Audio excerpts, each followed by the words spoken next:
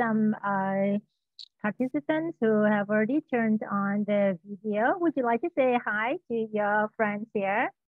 Mr. Mario, Valentine. Yeah, hi. Hi, everyone. Hi.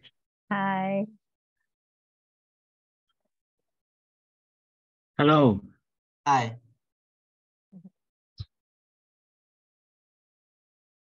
Hello. Okay, Mr. Roderick from Hi, KKU.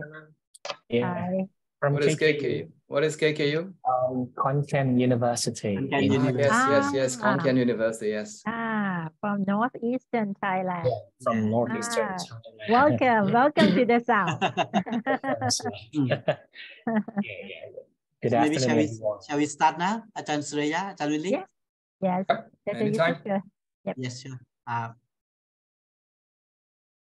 Okay, so good afternoon, everyone. Hello, welcome participants in and out of Thailand to our final event by PSU Open Mobility 2022.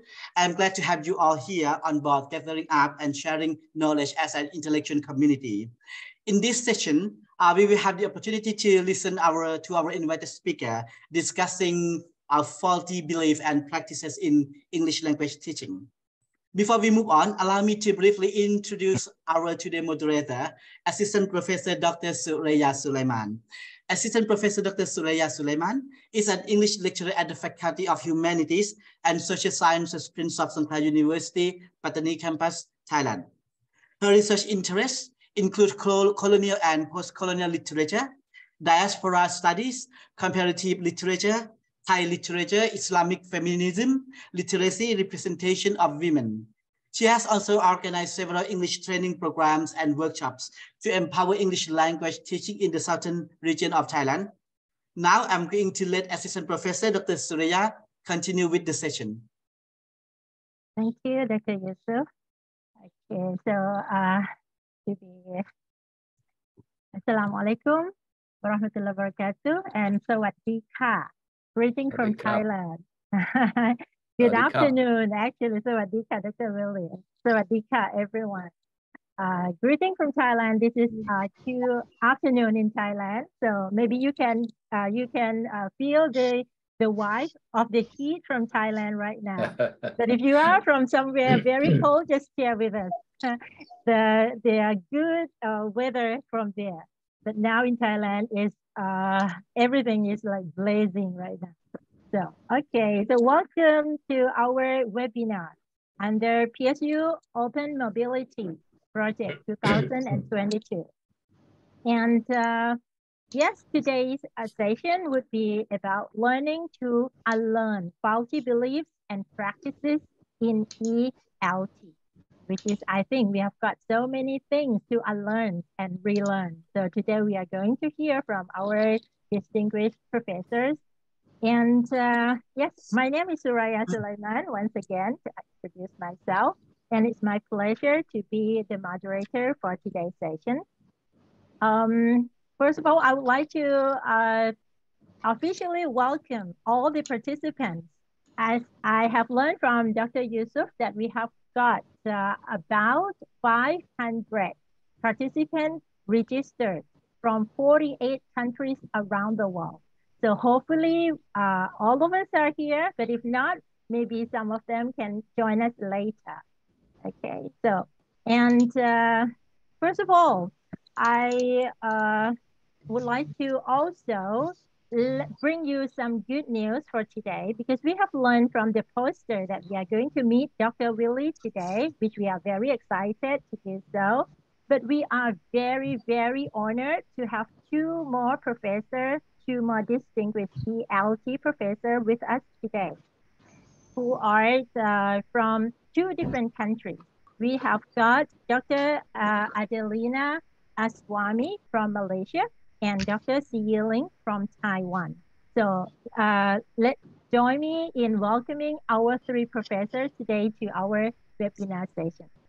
Okay, so before we start, let me give a brief outline of our program today. We will start with a presentation by our key speaker, Dr. Willy, This will take around 45 minutes. And after that, we are going to have a panel discussion by Dr. Adelina, Dr. Willy, and Dr. Willy, and maybe some of Dr. Willy's students will be joining us as well. So this will take around 30 minutes. And after that, we are going to open the floor for the Q&A session. And during the session, you can type your questions in the chat box, or if you want to participate in person, to speak out, you can also raise your hand, push the raise hand icon, and then you can turn on your microphone in order to join during the Q&A session. Okay, and now without further ado, let me introduce you to our key speaker, Dr. Willy A. Renandya. Dr. Willy is a language teacher educator with extensive teaching experience in Asia. He currently teaches applied linguistic courses at the National Institute of Education, Nanyang Technological University, Singapore. He is a frequent plenary speaker at ELT international conferences and has published extensively in the area of second language education. His publications include Language Teaching Methodology and Anthology of Current Practice, 2002, Cambridge University Press, Student-Centered Cooperative Learning, 2019, Springer International, and a recent published book chapter, Growing Our Research Impact, 2020, Springer International. And as for our panelists, let me introduce you to Dr. Adelina Aswami. She is an associate professor from Faculty of Education, University Malaya, Malaysia. She obtained her PhD from Melbourne Graduate School of Education in Professional Development of Teachers, TESOL, and Instructional Technology. Founder of PEARL Project, P-E-A-R-L, okay? She currently juggling 4 expanded projects for the development of English language acquisition among urban poor learners through a custom PEARL framework. Very impressive indeed.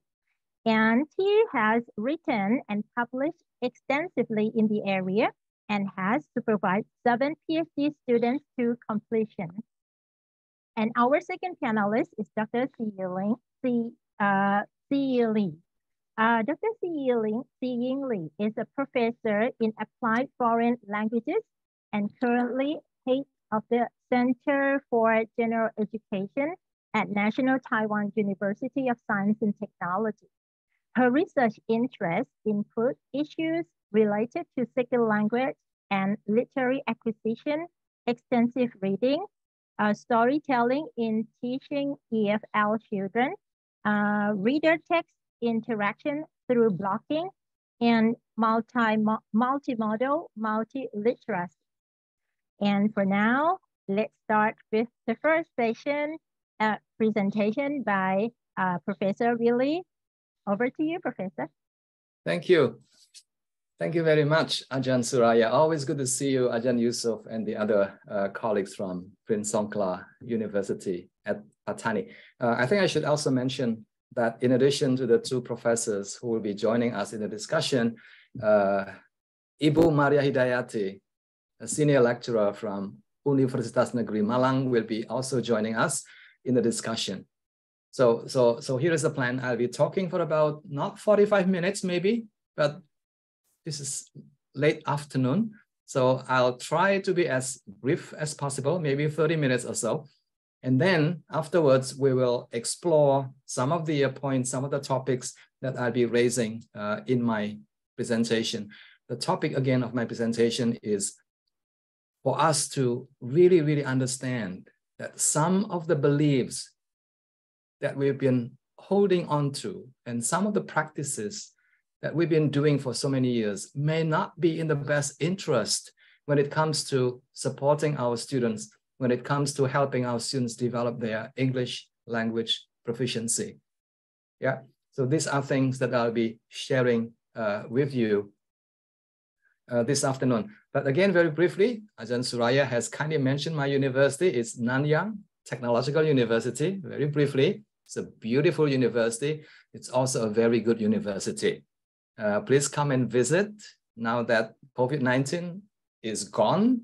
So please come and visit, drop me a line, and I'll be very happy to give you a campus tour of the university. Free of charge. And that includes free lunches as well. And also dinner. Wow, but you have to pay for the, but you have to pay for the dinner. Lunch on me, but dinner is on you. Wow. Okay. Thank you. Yes, this is how I always start when I teach my graduate students. When I give presentations, there's always one or two things that I would like people to remember from my presentation. And this is one key takeaway. I think we need to look at our beliefs and practices very, very carefully and throw away those that are no longer useful, especially those that hinder or even disrupt the language learning process, the language learning or the language acquisition process. You'll be surprised that there are many things that we keep on holding on to because we have been doing it for so many years, and it's so difficult for us to, sort of to make changes to, in some cases, to throw away things that are no longer useful for us and also for our students. I will be sharing 5 key beliefs and practices.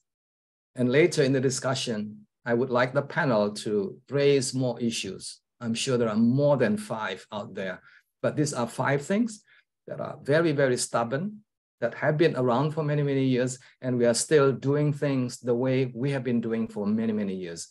Yeah, so let me share with you all these 5 points. The first one is grammar.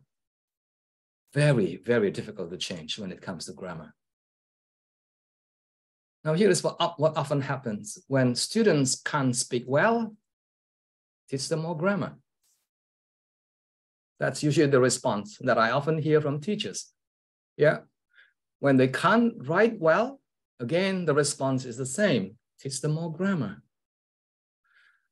When they don't like English lessons, surprisingly, teach them more grammar. It's precisely because we teach too much grammar that our students don't enjoy coming to our lessons. When they don't do well on examinations, what I often hear again is the same thing. Teach our students more grammar. So everything is about grammar. Everything is about how we need to keep teaching more to our students. Now, here's the thing. Here's what I've learned from spending more than 20, 30 years looking at the literature, talking to teachers, talking to experts in the field. I think we all know there are 2 types of grammar. The first type is known as explicit knowledge of grammar. Now, this is the kind of grammar teaching that we all have been doing for many, many years. We teach grammar points step by step in a linear fashion. Today, the present tense, next week, the past tense, and it continues like that. So 1 point, 1 grammatical point at a time. We are doing it very explicitly. We tell all the rules about the grammar, how to form simple sentences, how to form complex sentences. We even teach students how to name some grammatical categories like relative clauses, noun clauses, subject, whatever things that we've been teaching to our students. Again, my lesson or my takeaway today is I think we should go easy on this. We should be teaching less of this. I'm not saying it's not useful. It is useful to a small extent. Yeah, so remember this. I think we should teach less of this. Now, here is what an expert in grammar has been saying for many years, but nobody has been listening. And I would agree with him 100%. So the question of whether we should or we should not teach grammar, the answer is obvious. Yes, we should. We must. If you are a language teacher, then you have to teach grammar. But the second point that this person raises is very important. Do we need to teach all the grammar rules in the English language? The answer is no. I think we are wasting our time and we're wasting our students' time. There's no way the students can learn, can acquire the complete grammar of the English language or any other language. So instead, we should be focusing on the most useful ones. The kind of grammar, at least initially, the kind of grammar that will help the students to understand, to comprehend the language, because comprehension is the basis, the foundation of the other kind of learning that can happen in the classroom. I think Seeing will agree with me on this later. Yeah. So what are some of the important grammar that we should be teaching? I have here some, not many, some. Yeah. There may be more that you might want to add, to include when you teach explicit grammar to your students. How to use simple sentences, how to use verbs in the English language. I think this is very important. Unlike other languages, verbs are very tricky in the English language. You simply have to learn the different forms of verbs. Otherwise, you won't be able to communicate effectively. How to ask questions and how to say no, how to say thank you, how to give directions and things like that. Yeah. What about this? Now, these are typically included in your syllabus, not only, but also. Had I met you earlier, Suraya, like 10 years or 20 years earlier, I would have done something. Little did I know that it is imperative that every teacher be. Now, these are grammatical features that are very, very difficult. I don't think we can teach them. We can teach the knowledge of this grammar to the language. I don't think you'll be able to get them to use these grammatical features in their speech or in their writing. Reason number one, these are very rarely used grammar or grammatical features. I think people tend to use easier, simpler grammatical structures. Number two, these are the kind of grammatical features in the English language that we ourselves don't use very often. Ask George. George, do you use this very often? When was the last time you used, had I met you earlier? Little did I know, maybe last year, maybe only once in your life. Yeah. So please keep that in mind. Teach the most useful grammar. Yeah. So this man would say, go easy on this. Yeah. Mention it briefly. There's no harm in doing that, but don't spend one whole hour explaining, all these fancy grammatical structures. The second type of grammar, now this is something that is extremely difficult for us, for teachers to appreciate. But at the same time, research tells us very clearly, experience also tells us very clearly, it is a second type of grammar. It's known as implicit grammar knowledge that contributes more directly to your ability or to your students' ability to read, to comprehend, and to speak, and to write. It's called implicit grammar knowledge. Now, this kind of grammar is acquired, is learned incidentally. And the results of this kind of learning is intuition. You have a very good language intuition. You know how to use all these wonderful grammatical structures, but you may not be able to explain the reason why. Yeah, you may be able to produce a sentence beautifully in the context of a conversation, but you may not be able to say, hey, I just used a past tense, for example. Hey, I just used a very complex sentence. You may not be able to do that, but that's not the point. The most important point is that you are able to use this for communication, for writing, for speaking, and for other purposes.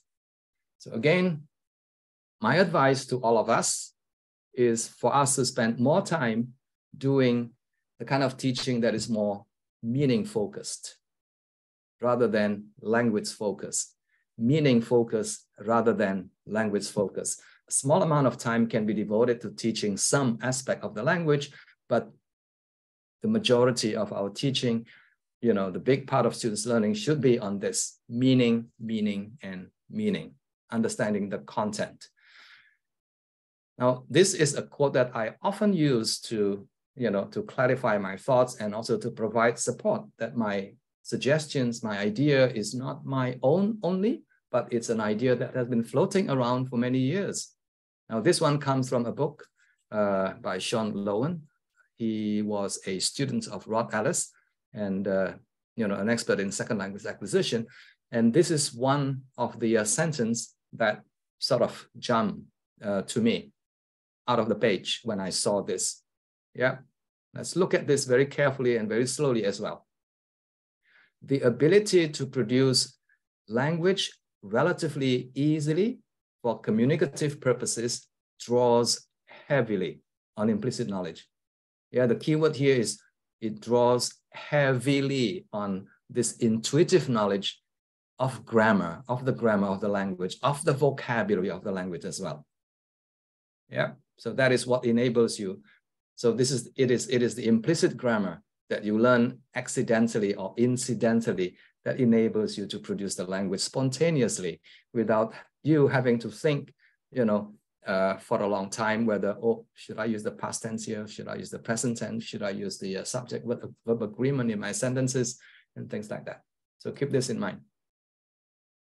So here are some questions that we need to be thinking about. If that is the case, then how should we go about teaching this implicit grammar to our students? We'll spend a bit more time later during the discussion, the panel discussion with Seeing Lee and also with Adelina and Maria Hidayati later on. But for now, I'm going to give you a free book, a free bonus. Now this book, little booklet here, actually talks about how we can help our students to acquire this implicit grammar of the language, a chapter that I was very, very happy to write together with Professor Richard Day from the University of Hawaii. Another excellent source, if you ask me, is this one. Yeah, this book is excellent. This one is free. This one is not free, but you can ask Seeing Lee later for a free copy of this book, Seeing. Later, you share this with them, yeah, Xiying. So, okay, so that is part number one. Again, grammar is important. We should be teaching grammar, but not the kind of grammar that is explicit, that is presented in a step-by-step linear fashion, to our students. That is not going to help our students develop their ability to speak the language. Number two, you may be surprised because the first point that I raised earlier on was about grammar, and the second one is about vocabulary. Now, people may be saying, well, this is the 21st century. Why are we still talking about grammar and vocabulary? My response to that is this: as long as you call yourself a language teacher, you have to deal with these two points, the vocabulary and the grammar of the language. The rest can wait, but these two should be your priority, top priority. Yeah, okay. The faulty belief that I often hear from teachers is this, that vocabulary is not as important as grammar. So today I'm saying that vocabulary is more important than grammar, much more important than grammar. And I'll explain to you why. Yeah, but first, please reflect on your own teaching and the teaching of your colleagues, your teacher friends out there, that vocabulary is often neglected in favor of the teaching of grammar. Now, even if teachers spend time teaching vocabulary, the teaching very often is very, very superficial, decontextualized, focusing in particular on the surface meaning, dictionary meaning, the literal meaning of the words. It's very rare that teachers would spend time focusing on the usage, on the pragmatic meaning, on the social meaning, on the communicative meaning of the words when these words are used in real communication. So that is what often happens. So what's the big deal about vocabulary? What does research tell us actually? Again, years of research into the nature of language learning and into the role of vocabulary in language learning tells us very clearly Now, this is based on years and years and years of research. There is a very strong relationship between vocabulary and the four language skills. The four language skills, Maria, the four language skills. Maria, are you there? The four language skills: listening, speaking, reading, speaking, and writing. And writing, the four language skills, yeah? Now, here is a quote, again from Alderson, an expert on assessment. This is what he says: language ability is, to quite a large extent, a function of vocabulary size. In simple language, what it means is the more words, the easier it is for you to understand when you listen to spoken language, the easier it is for you to produce the language when you speak. Deeper comprehension. That's what it means, actually. Yeah. Let me share with you a big study. Please don't get frightened.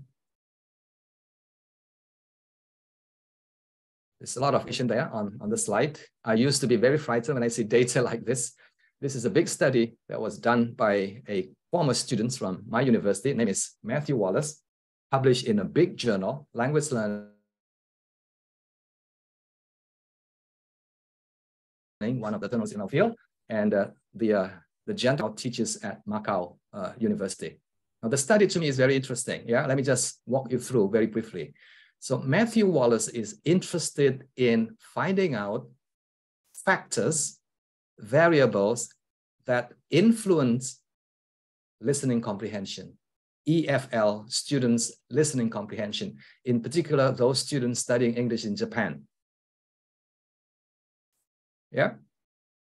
So he searched the literature and he found a number of factors, a number of variables that have been shown to have influences, to have an impact on students' comprehension or listening comprehension. So the first three sets of variables are cognitive strategies, yeah, involving students' ability to think, to plan, and to control their own, listening behavior, and also to evaluate their ability to process information, their memory space and all that. The other two have to do with this: topical knowledge of the listening passage and vocabulary. So there are 5 big factors that he was interested in investigating. Now, guess what? I think you can see very clearly, yeah, 2 factors stood out or stand out very clearly. Number one is topical knowledge. The other one is vocabulary knowledge. Now, between these two, topical knowledge and vocabulary knowledge, which one is more important? Now, these are the 2 factors that have direct influence on students' ability to comprehend spoken language. Topical knowledge or vocabulary knowledge. In his study, it's very clear. There you go. Topical knowledge contributes to some extent, like 0.27. But vocabulary knowledge contributes a lot more, like 0.67. So this study actually shows very clearly that vocabulary is one of the key factors that influences students' ability to comprehend oral language. And I would go extend the finding to say that it would also influence students' ability to read with greater comprehension, and also with the other 2 skills as well. Now, here is some interesting data from China. Some years back, I went to China to collect some data from students, high school, middle students, and I wanted to find out what sort of difficulties they encountered when they were listening to English, to spoken language. Now, these are what they said, actually, which to me shows very clearly that vocabulary continues to be a big problem. And very often it's not the written vocabulary, but the listening vocabulary that the students are having difficulty with. And that is the greatest, one of the greatest sources of students' listening comprehension problem. So, going back to vocabulary, I think we need to deal with this issue. How many words do students need? in order for them to be able to function well. Minimally, I would say about 2,000 words for communication. Fewer is possible, like 1,000 or 1,500 words. I will explain to you why. But for reading and writing purposes, I think you need a bit more. If you want to be able to read with greater comprehension, I think you need about 5,000 words for you to be able to read with comprehension, non-technical text. But if you want to read any kind of text, including technical kind of text, then you need more words. I think some people have placed the number at about 8,000 words. Yeah. Many of us in the audience probably know about 10,000 words, around there. Yeah. But the key thing to remember here is this: size is just one side of the story. The other side of the story is depth. Depth means how well do our students know how to use these words in different situations, in different contexts, in speaking, in writing, and in some other places. Here's a great example. I think many of you probably have heard about Ernest Hemingway and his award-winning stories, novels, The Old Man and the Sea. I did a very small, simple analysis of some of the text in that book. And surprise, surprise, 95% of the words actually come from the most frequently used words in the English language. And that to me shows depth. And that to me means that we should be focusing on words that are most useful, words that when they are put together, when they are combined together, they can be used to express almost anything in life. So depth, I think, is important. So when I say 2,000 words, that is size, but at the same time, I want to say that the students need to know those 2,000 words really, really, really well. So that is what depth is all about. And depth often means this. Often means that we should not only be teaching single words in the classroom, individual words in the classroom. We should also be exposing students to how these words are used in combinations or in fixed, formula, if you like. Now, this is known as lexical chunks or lexical bundles. Words that travel together, words that often appear together in a sentence, in a clause, in a phrase, things like that. Now, here is an example. Yeah, make do with, make it up to you, make fun of me, make my day, make up your mind. Now, these are, expressions with, with the verb make plus another word. Now, they often come together as a, expression. And students will have to be able to see how this word is often used together in combination to express a variety of meaning. Now, here are some other examples how the word make is used. Make money. Maya, do you make a lot of money in your job? Maya, please say yes. No. Also, okay. Yeah, how you? I'll make sure that I will make money after I graduate. Very good. Yes, I'll make sure that in the future I'll make a lot more money. We can say make a sound. We can say make a fuss. Can you say make your bed? Yes. Can you say do your bed? You can't. Can you say make your homework? You can't. Any reason for that? There's no reason for that. The students will just have to learn do your homework together as a bundle, as a group. I think that is what I'm trying to say. Interestingly, again, research tells us very clearly that competent speakers, competent users of the language, people like you and me, we have thousands and thousands and thousands of these fixed expressions in our head. The key word here is fixed. Because when we are engaged in a spontaneous conversation, we don't have time to actually think about individual words and how to put these words together in combination with other words. We will have to retrieve these lexical chunks from our memory. And that helps us communicate more clearly, more idiomatically to other people. Here are some questions for us to consider later in the panel discussion. Yeah, how would you help increase your students' vocabulary breadth and depth? There's a lot of things that we can do. Yeah, but teaching individual words in the classroom is just one of many other things that you should be doing with your students. How about idioms? Some teachers believe actually that idioms are so important. Can you fill in the blank here? No need to cry over spill. Adelina, are you still there? No need to cry over spill. Milk. Milk. Yes, milk, yes, but in Malay, it's not milk, it's rice. Rice has become porridge, you'd better eat it, yeah. And in Chinese, there's an expression like, if your child, goes away from you, then you, the mother, will be very, very worried. My take on idioms is that I don't think we should be teaching idioms. Some, okay. But the majority of the idioms that are out there in the English language, like penny wise pound.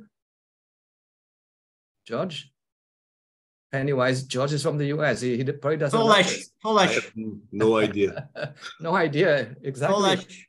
Yes, Pennywise, pound foolish. That's English people. It's water under the bridge. Why water under the bridge? Water under the bridge means it's done. It cannot be undone. You don't have to know these idioms. You can always say it in different ways.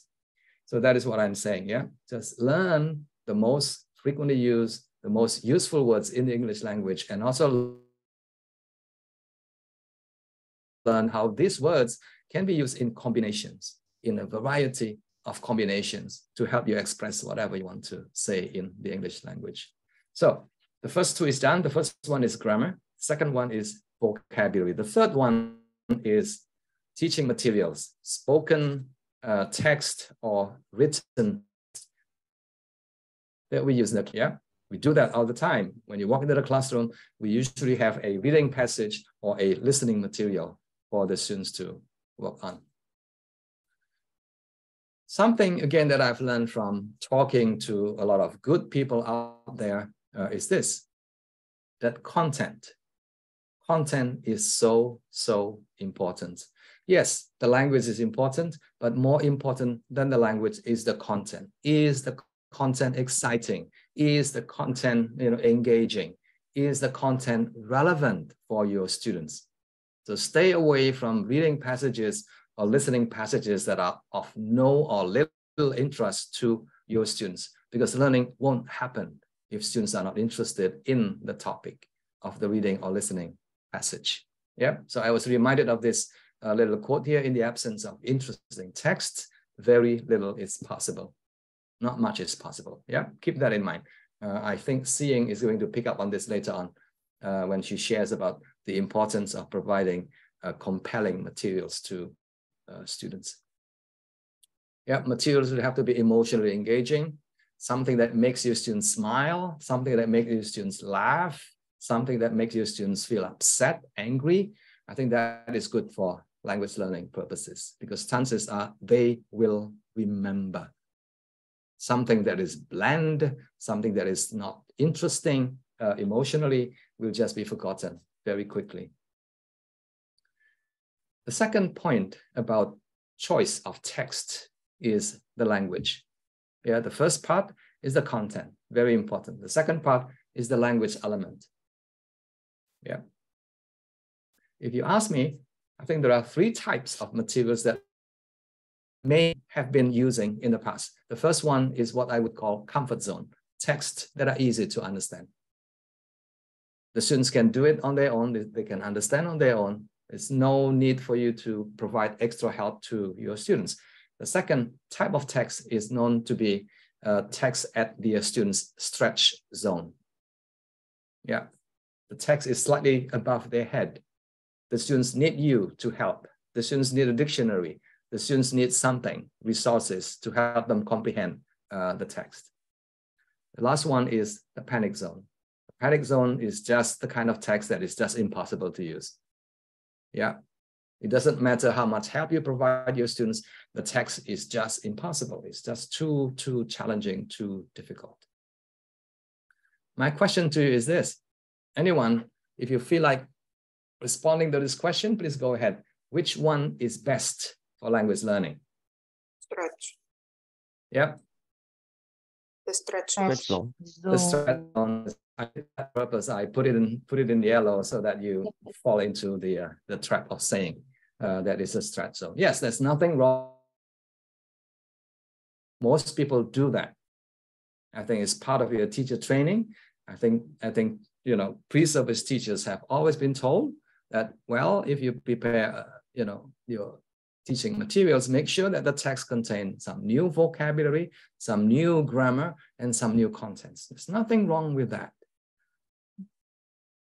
But it is a faulty belief that easy, familiar text serve very little purpose in language learning.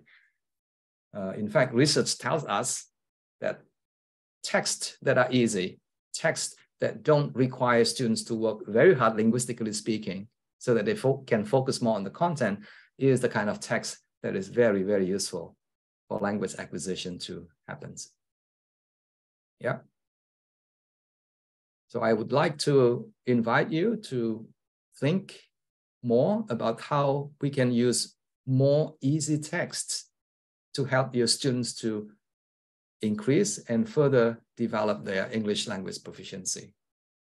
The theory, very simple, comprehensible input is critical for language learning, for language acquisition to happen. Easy text is also a great source of implicit grammar. Yeah, when the students focus on the content, incidentally, they will also acquire the grammar of the language. Number three, it's also a great source of deeper vocabulary knowledge because the words are used in context, the words are easy to comprehend, and if the students do it very often, chances are these lexical expressions, lexical chunks will stay in the student's head. And reading easy text very often allow the students to consolidate whatever grammatical structures they have learned before and allow the students to also reorganize and restructure their temporary linguistic system or their interim linguistic system. Again, questions for you? We'll pick it up later during the panel discussion. Can you increase the amount of easy and interesting text in your teaching? The answer should be yes, we should. Yeah. When they say that practice makes perfect, this is the kind of practice that actually contributes to students' language development. The next question, this is the question that many teachers ask, where do we find easy listening and reading materials? Maya, the answer is very easy. There you go. Yes. You just need to go to Google. You can find almost anything there. Yeah, now with ChatGPT, that's even easier. Yeah, pick any text that you feel is too difficult for your students, put it on ChatGPT and ask ChatGPT to say, make it easy. Or please rewrite the story for A1 students or for A2 students or for B1 students. And ChatGPT will give you that. So there's no reason for us to say, well, it's difficult to find easy materials. The internet is a great source of easy reading and listening materials. This is one, free, hundreds and hundreds of easy reading materials for your students. Yeah. X reading is also, a great source of easy and interesting reading and listening materials. But this one is not free. You have to pay a little. Okay, number 4. Give me another 5 minutes, Suraya. Another 5 minutes. The next one is, so again, the first one is grammar. The second one is vocabulary. The third one is our teaching materials, yeah? Next one is strategies. I think one of the beliefs that many teachers have is probably something like this, that strategy is believed to be a magic bullet. strategy will provide a shortcut to language learning. So instead of learn English, if you use just the right kind of strategies, I think you can all difficult, the long and tedious process of language learning. That, I think, is a faulty belief. And let me explain to you why that is faulty. Yep. If you look at the literature, there's a huge literature out there, hundreds and hundreds of academic papers, research articles have been written about this. And this is what they have found, that good language learners use a lot of strategies. Point number two, poor language learners don't. They don't use strategies. So it makes a lot of sense when people start giving you suggestion, since good language learners use strategies and poor language learners do not use strategies, hey, what if we teach poor language learners some strategies that good language learners use? Maybe they will become better learners of English. They'll be able to improve on their language proficiency. And the empirical support is very clear. There's a positive correlations between strategy use and proficiency. Now, that is where the problem actually arises. Positive correlations between strategy use and proficiency. I think if you have had a basic course in statistics, I think you know that correlation is not causation. Correct me if I'm wrong. Is that correct, George? Correlation is not causation. The fact that students, good language learners, use a lot of strategies does not mean that strategies are the cause of their becoming very good users of the language. And that would be my position, actually. Yeah. Now, here is one quote that I like. I think you will be able to see a lot of similar quotes like this in the professional literature. A quote that basically says that strategies are so wonderful. I think we need to equip our students with all these strategies. Look at this.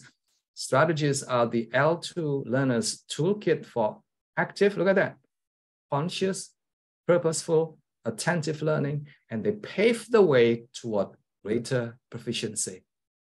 Who wouldn't fall in love with this quote? Who wouldn't say, wow, if that is the case, then I should be teaching a lot of strategies to our students. Yeah, not only greater proficiency, but learn autonomy, self-regulation, and all the wonderful, wonderful things about life. Now, here's the problem. When people start doing an empirical study, trying to understand the effect, the impact of training the students a set of strategies in the context, for example, of listening comprehension, then here is what happens. Now, this one is interesting because it was done in the Thai context. Thailand is a place where English is learned as a foreign language. Yeah, the kind of learning situations where the language is very rarely used. So it's not surprising that many students are not confident when it comes to understanding or when it comes to using the language. So I would suggest that you look at this study. Now, here is what the study is about. The study involves 64 undergraduate students. They are non-English language majors. Suraya, from your experience, 64 undergraduate non-English language majors, what is their English language proficiency like usually? Very basic. On a 6-point scale, like A1, A2, B1, B2, C1, C2. They're not likely in the C1 level, yeah? Mostly A2 or towards. That's what I thought too, yeah. Mostly in the lower band of the proficiency level. So the researchers divided the 64 students into two groups. Group 1, listening lesson plus strategies. Group 2, listening only, the usual lesson that they attend. Does it make sense to you? So it's a typical experiment, yeah? One group gets something, the other group doesn't. Result? Your best guess, Suraya? Result? Are they different in terms of their performance at the end of the experiment? The same? Different? I think it's the same. It's the same, yes. Yeah. Seeing, how do you say that in Chinese?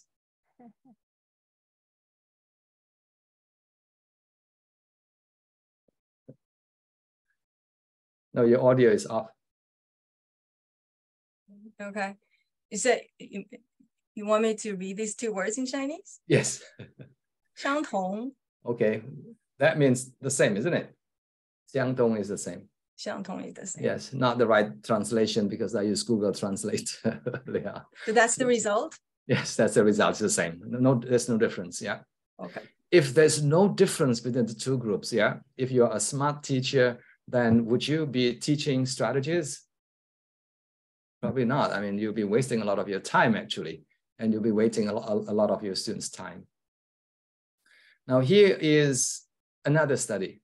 If you feel that, well, that is just one study from Thailand, maybe Thailand is just a special country. Maybe Thailand is a place where strategies don't work. Let's go to Japan. Yeah, and George, if you have a story from Korea, you can tell us later. You know, here's a story from Japan. Yeah, again, this is metacognitive intervention. Again, it's a strategy type of research study. And the point of interest, again, is listening comprehension. Now, this one is even more interesting because it's bigger. It involves a lot more students, college students in Japan. The level of English among college level students in Japan is, again, not very high. It's at the A2. A2 is like elementary, yeah? Basic level. Now, for this study, the researcher divided up the groups into 3 groups. Again, another example of a typical experiment. Group 1, strategy plus some additional listening materials. Group 2, strategy plus listening lesson only, just like the previous one, strategy plus listening lesson. And group 3, the control group, listening lesson only. The results. There are 2 sets of results. The first set of results is this, very interesting. The experimental groups, the 2 groups, were happy with the treatment, were happy with the teaching of metacognitive strategies. And they also said during the interview that they were now they were more confident when they were listening to spoken language. Isn't that wonderful? They became more confident. They were very happy with the treatments. They were so thankful to the teachers, to the researcher. Now, the big question, at least for me, is this. How about their actual listening ability at the end of the experiment, the post-test results? Aha. Here is the result. Yeah, the pre and post-test result. The first 2 groups, these 2 are the experimental groups. Their performance actually dropped. Yeah, lower at the post-test sessions. Can you see that? What about the control students? Their performance went up actually, not significantly higher, but their performance actually went up. Any possible reason for this? Let me just open this question to you. Why is that? When the literature says that strategy is wonderful, and yet you see results like this. How do you make of this? Any thoughts, please? Any thoughts are welcome. People, please don't be shy. You can turn on the microphone. Yeah, the first idea. Maria Cristina, do you have any thoughts about this? Yes, please go ahead. Probably because control group just, they are provided with activities directly with the listening activities. Meanwhile, for experimental groups, there are a lot of strategies so that they spend a lot of time thinking about how to do the listening using the strategies, probably. Yes. I haven't Yes, read Maria. yet. Yes, I like that. Yes. A simple explanation is that the students who were taught strategies were really confused. So when they were listening, actually, they were trying to pay attention to a lot of things in their head, listening to the language, in the spoken language, and also trying to figure out what sort of strategies they should be using when they were listening. So this is what I mean earlier on when I said that there are certain things that may actually disrupt our students' natural processes of language learning. And this is one of those reasons, especially when you teach strategies to lower, let me say that very carefully, lower students. Yeah, they don't have the language yet. Those strategies are not going to be useful for them. So just in summary, something that I said earlier on, correlation is not causation. So do not be too excited when people present data with numbers, with statistical data and things like that. I think you need to check, you need to consult people who know about statistics in order for you to make relevant, appropriate interpretations. The question is this: do more strategies then lead to higher proficiency? Not likely, if you ask me. Yeah. So what happens is this. Again, this is an alternative interpretation, that higher proficiency, as you become better, as you become more competent with the language, I think using strategies become easier. It comes naturally to you. The kind of strategies that you use in your first language are now available for you to use. Yeah, making inferences, for example. Now, these are things that you already been using in your first language. Making prediction is something that you are already using in your first language. So things that you don't really need to be teaching. Advice from me is this: brief strategy training is okay, but don't overdo it. Don't bet your life on it. And I would agree with this person. Name is Daniel Willingham. This person is not very well known in ELT, but I think he is a big person in the area of cognitive science. He is a cognitive scientist, and his job actually is to understand how our minds work, how our brains work. And he is particularly interested in educational psychology, and also in particular in reading comprehension. And this is what he says: teaching reading strategies is okay, basically. No big deal. Go ahead if you want to do it. But go easy on it. It should not be the big part of your job as a teacher. So what is more important? This one. If you remember the data from Matthew Wallace early on, this is exactly what Matthew Wallace found. 2 factors that directly influence comprehension: vocabulary and topical knowledge, background knowledge. Okay. Last one. Aren't you happy that I'm coming to the end of my talk? This is the last point that I want to share with you. Native-like fluency. The faulty belief is that still a big number of our colleagues still hold on to this idea that our job as a teacher, as an English language teacher, is to help our students to become, native-like, to be able to use English just like George Whitehead here from the US, for example, or somebody from Canada, or somebody from other places. Yeah, I think I'm suggesting, I am saying that it is not desirable and it is not achievable. Let me say one thing about achievable first. If you learn English in the context of China, for example, in the context of Thailand, for example, achieving native-like fluency is not possible. I think research tells us very clearly it's not possible. If you want to develop a native-like fluency, go spend your time 10 years in the US when you are still young. I think that will increase the possibility for you to develop native-like fluency. If you learn English in Singapore, for example, you'll be speaking like Singaporean, not like somebody from the US or from Australia. Desirability, is it desirable to be able to speak like somebody from New Zealand, for example?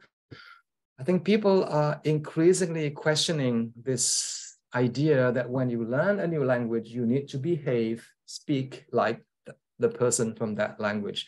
The answer to that is no, because we want to keep our identity as a bilingual speaker, as a multilingual speaker.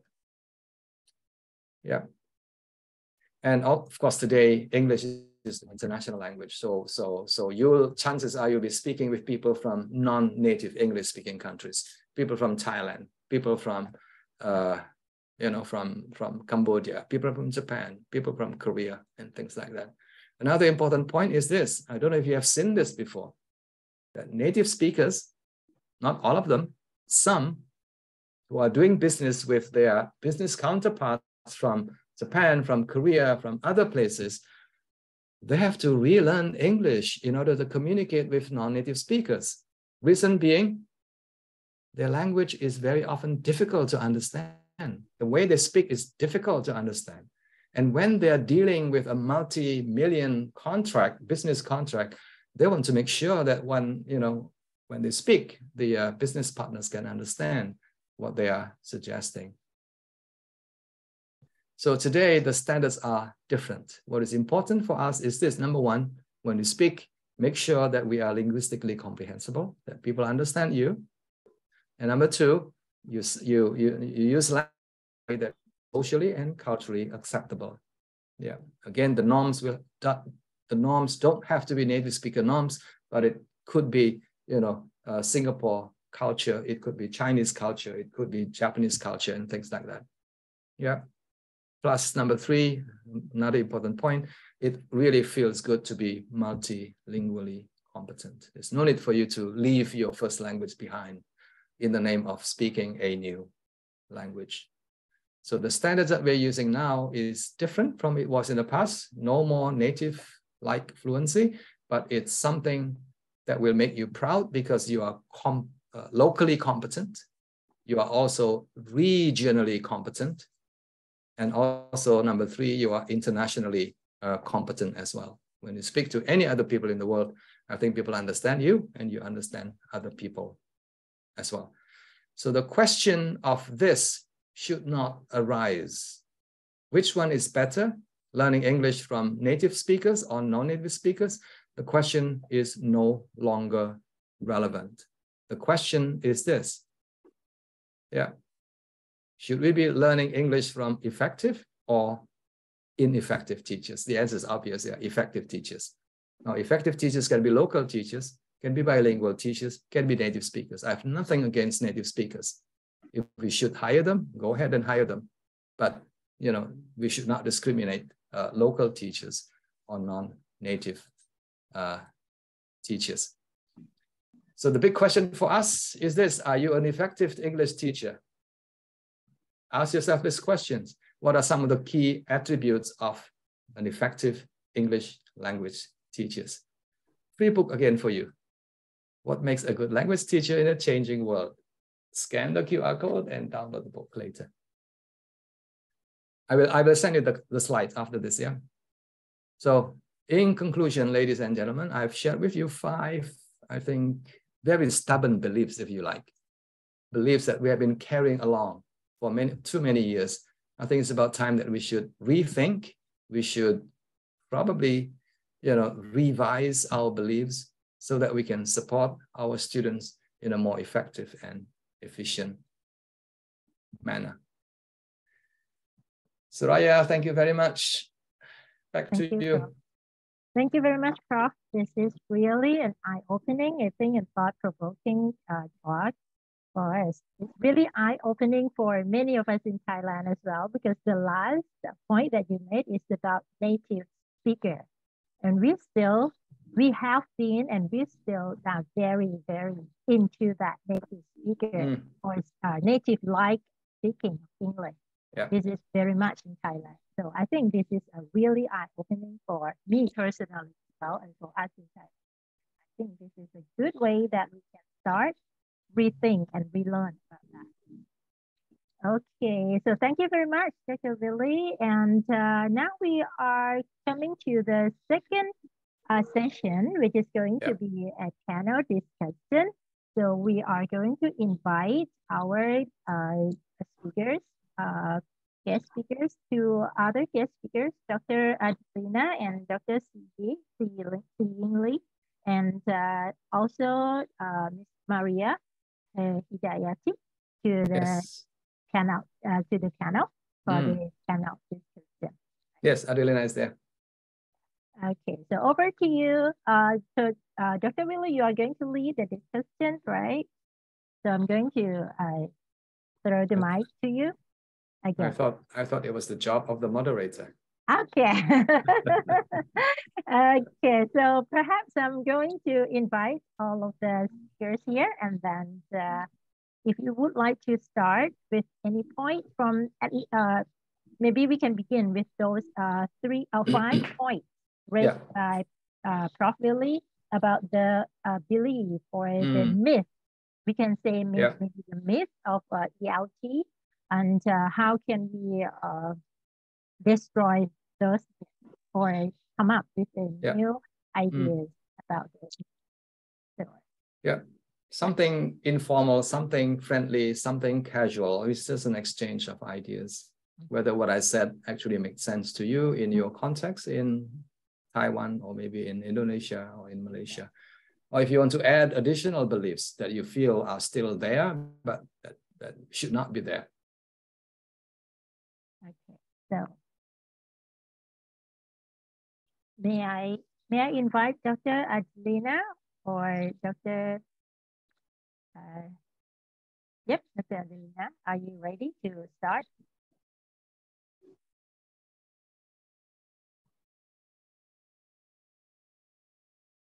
Yeah, Adelina, you can start by saying, I like your presentation, Willy. I love it very much. So that will be a sentence starter. Okay. All right, where to begin? There were so many things like poignant mentioned by Willy today. The sharing, I think, is really good. But maybe to add on, add on. It's just like having a bigger picture, wider view before zooming into the little segments. Perhaps it was also important to mention or to highlight the difference between teaching EFL and ESL. I think that's one of the biggest things that we have to highlight when making decisions to focus on meaning or to focus on vocab or anything. There's a difference when because I understand when I have Chinese students coming to me from China, and I know that the context is more EFL. And when I have the Malaysian students coming to me, the context is more ESL. So the complexity when we plan activities or when we want to improve meaning making, how we select texts will depend on who they are, like who the students are, who the teachers are. So the bigger context is EFL, ESL, difference between the two. And another thing is the level of the student's proficiency. Yes. So I wouldn't want to give such easy text to very proficient students from Malaysia. They'll just get bored and not make meaning anymore out of the good point. Yeah. So the tug of war, another lexical chunk that we can use really is to perhaps be clear on the wider vision first, and then only we go in to add on to what Willy has said just now and to link that way. So perhaps that would help our listeners or our audience when thinking about which kind of text, what to look for, the complexity, So that's my first take then. So I'll pass it over to my colleague, maybe from Taiwan or Indonesia or Willy himself. I'll come back. Yes, Taiwan. That's me, right? Yes, that's you seeing. Okay, first of all, the very friendly comment to your talk is that your talk as being 100% resonating with my own notion in terms of language acquisition, teaching, and learning. Yeah. Can I firstly react to several points that you mentioned in your talk? Yeah. I think the first one that impressed me the most is the earlier the better. Should we teach English the earlier the better? Actually, this has been a very huge debate in Taiwan probably 20 years ago when one cram school promoted their business with a slogan saying no Chinese. I don't know if it happens in your own countries when a lot of cram schools competed with each other. And then it excited some debates among scholars. And then the conclusion was actually mother tongue is the first language that every child will experience. If you want your children to be smart, you have to talk with your children in their first language as much as possible. Certainly the quality of interaction between mother and child is so important. And there has been research showing that the quality and the quantity of the interaction between mother and child predicts their educational performance later on, right? Definitely also predicted their later learning in general in the future. This is one of my response to your first point. So mother tongue, please, you know, if I have the time to go to visit the bookstores in Taiwan, once in a while I could see the conscientious parents talking to their parents in English, even though that English is only a foreign language in Taiwan. I believe that they're so passionate or so eager to help their children to acquire English as soon as possible or as much as possible. They didn't realize that their most important job is to, parents their children, to educate their children with their mother tongue first. Right. Okay. Then if I can summarize that in one sentence, seeing for everyone's benefit, the younger is not the better. When it comes to learning a new language, a foreign language, a third language, a fourth language, the younger is not the better. I think seeing is suggesting that we should focus more on developing students' literacy, language in their first language, the mother tongue, whether it's Chinese, whether it's Malay, whether it is Thai, focus on that. Thank you. It's never too late for your kids to learn, to acquire a new language. My take actually is learning a new language is not difficult. It is difficult because we, the teachers, we, you, me, and everyone here in the audience, because we make it difficult. Yeah. We make it so difficult for the students.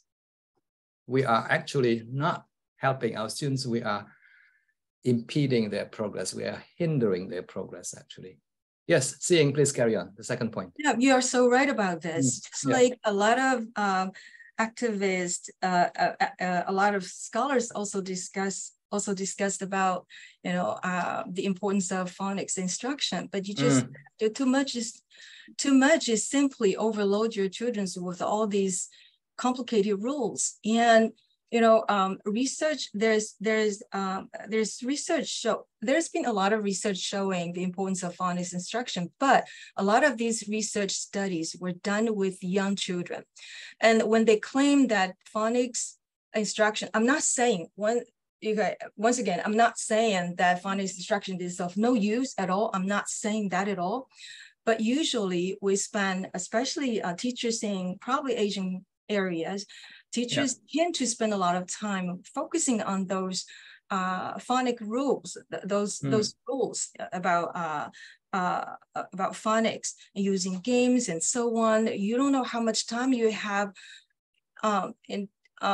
unintentionally spend or devoted to teaching these rules. Without knowing that time and precious time has been taken away from your reading. And that's what I have been worried about. And when you read, if you have the chance to read studies showing that phonics instruction does better, does good to children's reading ability, most of the time, because the studies were done with younger children, most of the time the measures were on word reading or word identification, not really real reading. When I say real reading, it means that coherence, reading a passage, a story with enough emotional engagement. But no, I'm not saying that I have read all the studies on phonics instruction, but I can see that people tend to give probably conclusions, which is not really comprehensive. You have to see the details in this. It's the studies, what kind of tools they use. So word identification, a word word reading is not real reading. So this is also my reaction to one of your points about phonics. And actually, just recently, Catherine Snow in the United States has argued that phonics instruction is not unimportant. No, okay, it is important. But as just you said, when we teach strategy, probably it takes a small portion of it. It is okay, just like teaching strategy. What Catherine Snow says is that 15 minutes a day in the context of opportunities to read and practice can play with language. Okay, please notice this, play with language. And right, and what is that? So play, I noticed the words play. So you play with the stories and the word usage in the stories. And that is the best moment for you to talk about sounds probably and vocabulary words. So absolutely. The key is the story, the context, the message. All right. So this is what I just found that the most recent discussions on phonics instruction. Okay, with the one of the masters in language acquisition, Catherine Snow in the United States. Yeah, I think I'll stop right here because other scholars may have some points to, I think just to add on a little bit, the point seeing raised is quite similar to what I said about the explicit teaching of grammar. Yes. Yeah, explicit teaching of phonics, the sound system. To prepare your child or your students to be able to read later on. I think that play a role, but the role is not as big as we think it is. Some teaching is okay, but don't overdo it. Yeah. Instead, we should get the students to be focused on understanding, on meaning, on something that is of interest to them. And if they get interested, excited, they will continue to read, they will continue to listen, they will continue to watch interesting movies. And in the process, they will develop a lot of implicit intuitive knowledge of the language. Yeah. Yes, I think Maria has been waiting since yesterday. Maria Hidayati. Maria, you want to add anything? Yeah. Once again, as usual, that your presentation provides a lot of insights, not only to panel people here, but also from from your the audience. Particular. Yeah, from the audience. I would like to end on something related to your first and second faulty belief. It's related to vocabulary and grammar. Looking at from the results of my study. So the thing that I learned from my research is particularly within the context of English as a foreign language. It is very important for teachers to give options to the students. There are these three things that teachers need to provide for students so that they can learn English and let's say in a, successful learning. The first one is options related to material. So we need to provide options for students related to their interests, related to what they like to read or listen or to do both. And the second one is about the time. So we need to give them enough time, not only to understand the materials, but also to do the activities in their own time, in their own spare time. And the third one is the amount, because within, my study is on the use of extensive reading, extensive listening, and the B model input, and students feel that they enjoy the learning process when the teachers do not set, even though we teachers think that students will benefit most when we set the criteria for them.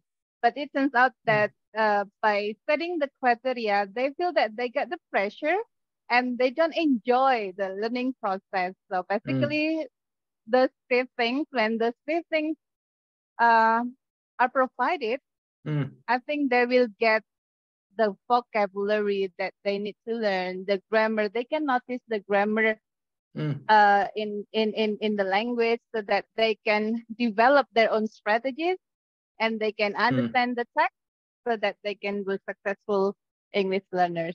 Mm. I think, yeah, Yes, those excellent three point. things. Yes. That's what Yes. I got from Yes. my study. Yes, excellent point. Maria, when you're done with your studies, please send a copy to see Yingli. I think she'll be very interested because Maria cited a lot of your work and also questions.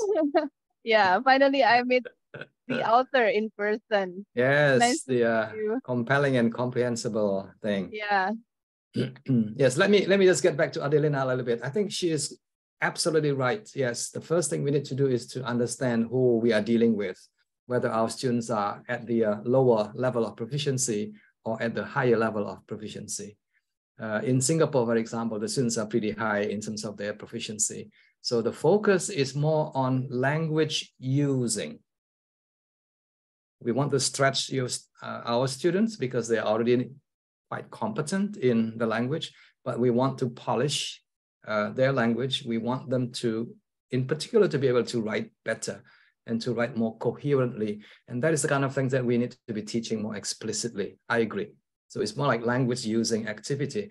Adelina, thank you so much for reminding me. My presentation actually is more about language learning. So two phases that I can see very clearly. The first part is language learning stage. And the second part, of course, there's an overlap between the two. The second part is language using. Yeah, so language using and language learning are quite different actually. And the belief actually, if you have a certain theoretical orientation, the belief is that in the language learning phase, what we need is to help the students to develop a lot of implicit knowledge of the language through getting the students to do a lot of reading, doing a lot of listening, doing things that is very, very meaning focused. I think that is the phase that I'm discussing in my presentation. Yeah. Yeah.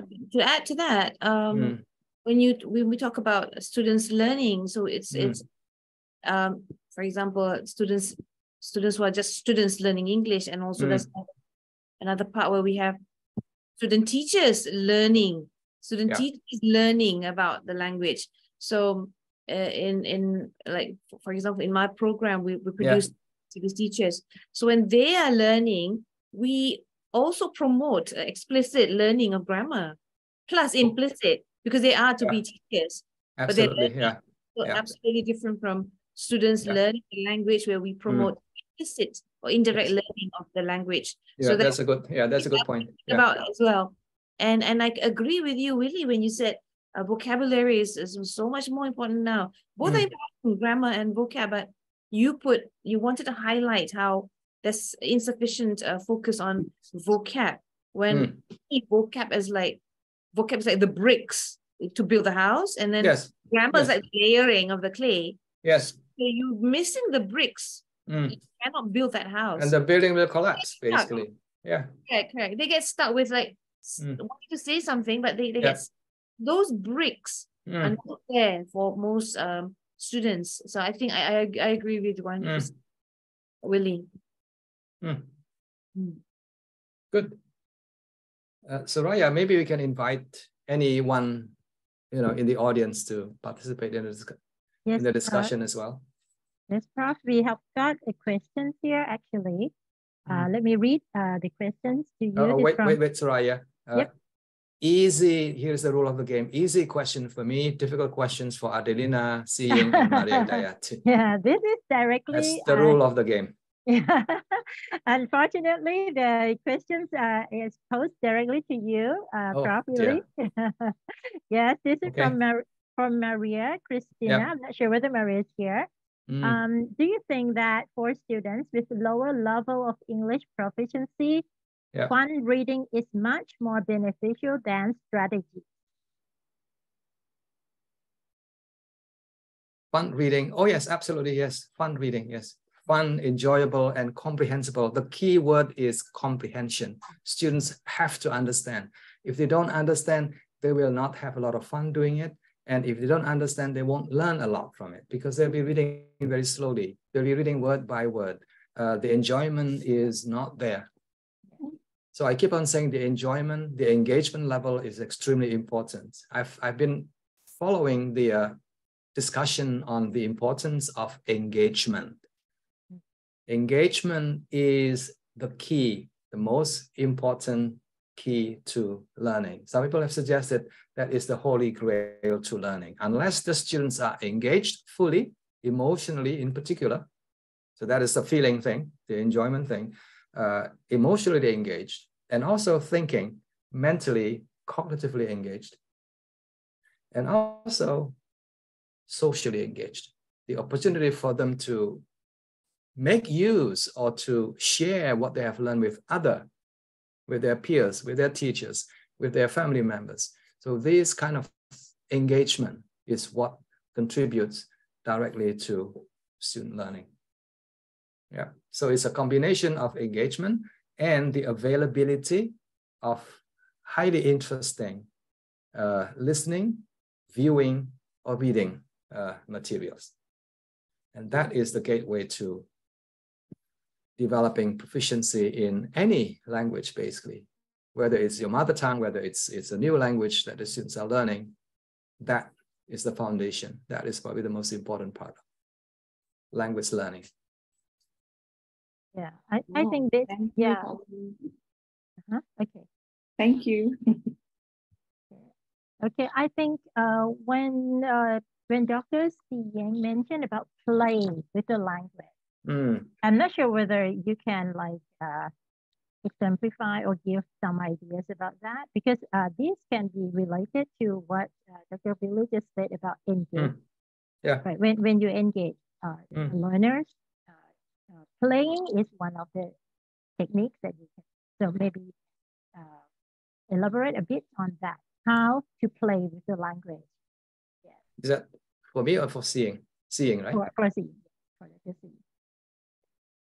For me? Yes. Yes. Okay. Because you mentioned the word play. I mentioned, yes, I definitely believe in. Willy, this is also, what I'm going to say is also resonating with what you just said, that content is the key. Content. You mentioned that you discussed with us several research studies comparing different groups, right? Listening with strategy teaching, or listening only, right? Several, 2 studies. Actually, yeah. I've done something similar. I compare 3 storytelling approaches, which is going to be published on the LTR journal also. That's a big September journal. This year, right? Congratulations. Very similar results that I compare storytelling with supplementary activities, storytelling with word focus or focusing on words, okay? Because we all believe that words is so important, right? And then the 3rd group, I wouldn't call it control group, the story only group. Certainly when we talk about storytelling only, means that we just tell the story very naturally, involving a lot of natural interaction between the teacher and the students without focusing on any grammar or words. But, discussing interesting words that could help, oh, I'm sorry. Okay. That could help the children understand the story is also important. But okay, I'm going to shut him down. That's my husband. I'm so sorry about that. Do you know that it's still spring break in Taiwan? Yes. And today, right on today, it's Tom's Whipping Day. And that's the reason why many of us are still busy with that, but with some negotiation, I am able to be with you here today. And I make you work on this special day. Yeah, I hope so. So let me continue. So certainly after the comparisons, let me put it very briefly. If you investigate the role score, if you see the role score, certainly storytelling with supplementary activities will win, because they, the follow-up activities helps the children review the stories, review the words, using games to review the words. So all the different activities were used to help the children remember a lot of things. However, we conducted an efficiency test, okay? Which means, for example, for the storytelling with supplementary activities, this group takes a lot of time. For example, 3 weeks to do the story, to review the stories, probably in total more than 100 minutes. But the storytelling only group took only 30 minutes, finished telling the stories. And there wasn't any review activities. But the efficiency test, considering the time spent and the words acquired, it is the storytelling only group that won. Very similar to what the study you just mentioned today. And why? Yes. Certainly why? We all want to know why. And certainly my own interpretation is that the storytelling only group, the children in that group experience the storytelling model with necessary comprehension aids, but with the least interruption, and thus enjoy the stories with deeper engagement that sustain the memory of the words in the stories. That's my interpretation. I believe so. Yes, excellent example. Yes. Yeah, right. Yes, okay. Please. I will be very happy to share with you my yes, send me a copy when it's published. Okay, yeah. Yes. I hope I have responded yes, yes. to the question. Thank you. Yeah. Thank you very much. So in one sentence, listening, doing a lot of listening is good. Doing a lot of reading, if the students are able to do it on their own, because initially they need to do a lot of listening to understand before they eventually become able to do their independent reading. Yeah. So listening only and reading only is very good, if and only if the materials are compelling, engaging, interesting, and comprehensible. Let me invite you to come to Singapore if you want to know, if you want to see how storytelling is done in Singapore schools. The first 4 years in Singapore, primary schools, the main pedagogy, the main language pedagogy, locally is called Stella. Locally, it is called a Stella program. But when you see, the teachers in action, I think what they're doing is they tell stories to their kids using big books, using dialogic reading activity, using interactive reading activity. It's listening to stories all the time, essentially. And that is something that the teachers do for the whole 4 to 6 years. That's how children in Singapore develop a very high level of literacy. Language, development is very good in Singapore. Please come and visit. Yeah. If you want to see how things are done in Singapore. So thank you. May I add something? Talking about native speakerism. Yeah. It's related to one of your another points. Native speakerism. Yeah. You know that we just visited your university last. Oh, you did? Yes, last month. Yes, you did. And you came. Yes, it was it is a great country, and I enjoyed the visit very, very much. I want to share with you one of my experiences taking taxi cabs several times in Singapore. Each and every taxi driver has a very different kinds of accent. You can tell that this is probably from this Chinese accent, Indian accent, and probably Malay accent. Yes. What I'm happy about it, what I'm really happy about it is that each accent represents your own identity, right? So, this identity formation is so precious. But in that country, in your country, English is the most dominant official language, right? That's correct. Yeah, it is one of the 4 official languages, but it's still the very most dominant language. But people maintain their own mother tongue very well. You could see the languages almost everywhere. And even people with different accents, they speak fluent English, right? And they also at the same time maintain their heritage, culture, and identity. I think that's what we should learn from. Especially when EMI has been a craze throughout the whole Asian countries, English as a medium of instruction. Probably in order for internationalization, every country in this region has been working so hard on it. But what I want to say is that our mother tongue is the most precious, and it helps our children develop their cognitive ability, which is one of the key elements for any language acquisition, language learning, and learning in general. Yeah. Okay. Yeah. Okay. So thank you so much. Yes. Willy's talk today. Thank you so much. Yeah. Where learning English is concerned, it's never too late for you to learn that language. And there's no need for us to, discard our first language. I think the two languages can grow beautifully, or the three languages that we know can grow beautifully together, each serving different purposes, different functions. At home, I don't speak English.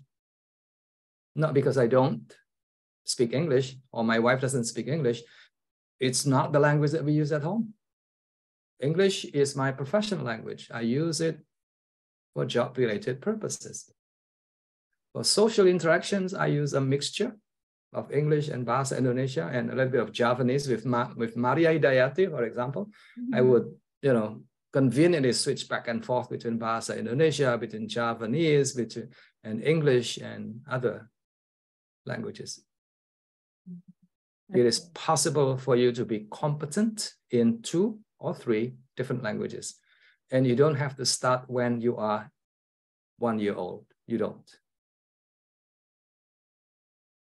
May I give a comment on that, Pak Willy? Yes, at times, Maya. Related to the EMI concept and also internationalization. Even though we know that English is widely recognized as lingua franca at the moment, but in Indonesia, English is considered as still a foreign language. And when we want to use a kind of internationalization thing or EMI thing, there are practitioners or scholars who consider that it will become a threat to our national language. So it's kind of, just like what you mentioned, Pak Willy, it's kind of giving understanding to people that learning English doesn't mean that it can reduce our nationality, it can reduce our loyalty to the country, but there are things that people can do to master English and also loyal to the country by speaking using our national language and also our mother tongue, just like what Singapore did. Right, Pak Willy? Yeah. Absolutely right. Yes. Thank you very much. And we have got one more question here from in the chat box from Mr. Tasif.